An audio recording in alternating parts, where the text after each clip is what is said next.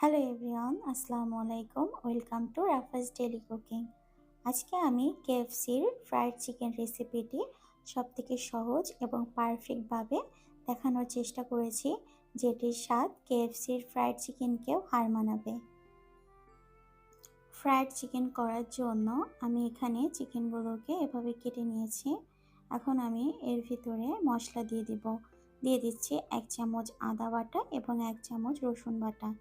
দিয়ে দিচ্ছি হাফ চামচের মতো মরিচের গুঁড়ো, হাফ চামচ গোলমরিচের গুঁড়ো, 1 চা চামচ লবণ, 2 টেবিল চামচ সয়া সস এবং 1.5 টেবিল চামচ টমেটো সস।